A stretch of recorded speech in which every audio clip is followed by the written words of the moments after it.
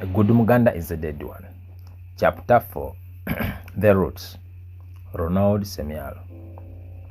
Buganda formed the central region of Uganda not because it is the most important but because it is in the center of this country. From the start, Buganda was one of the strongest kingdoms in the region with strong warlike men and administration that had reigned for centuries. The people of this land enjoyed peace, cool climate, fertile soils, security, and a formidable centralized system of administration. However much expansionist wars amongst African societies existed, peaceful coexistence prevailed through round-table negotiations, intermarriages, and other ties. When the concession seekers came, they devised means of ruling Africa. Some used direct aggression, others indirect system, and the French opted for assimilation method. When the white man reached Buganda, he was welcomed by the king of Buganda, the Kabaka, His Majesty Mutesa Mukabya. He even wished to see more white men coming into the area to share knowledge with his people. That's how hospitable Baganda were.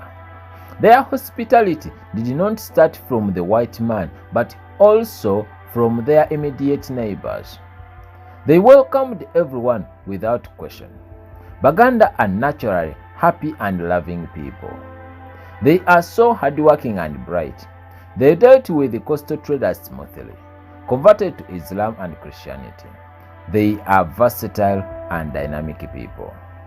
Due to their easy way of doing things, the area became the center of interior trade, thus attracting many people to carry out business in Buganda. These were both Baganda and non-Baganda.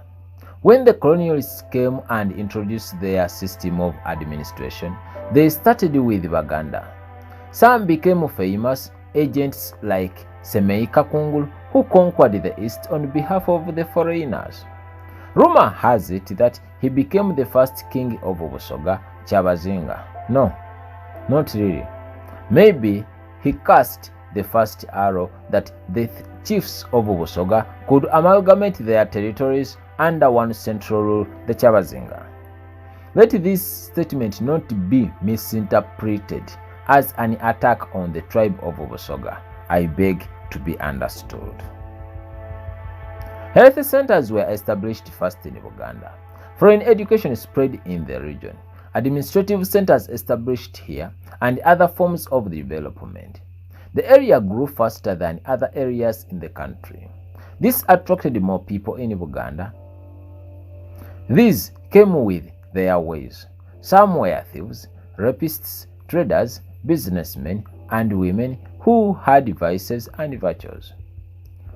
With the time, the population grew so fast to an extent that jobs became scarce, leading to an influx of unemployed people in the region. This resulted to dubious means of survival. Those from other districts and regions never stopped entering Uganda. Those with jobs worked but with limited earnings due to stiff competition amongst people. These revised means of survival, fraud started, pickpocketing, prostitution took course in the region, and many other activities. With the time, those traders left the town to nearby villages. Businesses boomed. The thieves did the same. Fraudsters scattered to the countryside because the city had learned about their tricks. Prostitutes spread all over. Guess what? These people spoke one language, Luganda. We cannot judge the victims for calling them Baganda, and if they generalize them to be Baganda, this should not hurt anyone. It is a matter of understanding what they went through, what their parents, relatives, and friends told them, and expound how things started. In other words, some people from other tribes discovered that speaking Luganda was among the unique selling prepositions and learned the language for business and dubious acts like conning. Ages rolled, other parts of the country grew and developed into towns and cities. Slums emerged, drug abuse skyrocketed, theft skipped levels, prostitution became a household talk, and many other effects of urbanization. This time, whatever was blamed over Baganda clearly occurred by their tribemates, their children, and friends. Unfortunately, this was blamed over Baganda. Our people never understood why it was like this.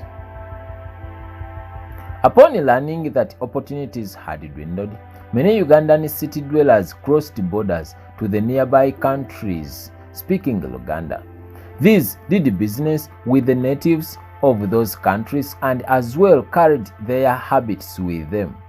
The most surprising bit of it, many people from neighboring countries have no idea that there are numerous tribes in Uganda.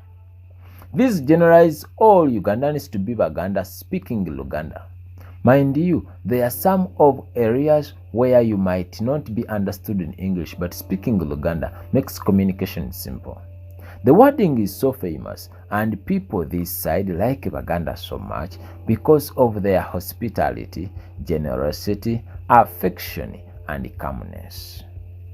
However, these were already briefed that Ugandans are fraudsters, thieves, and other antisocial evils. Today, many people hate Baganda because they were told that Baganda are bad people and always uphold that a good Muganda is a dead one.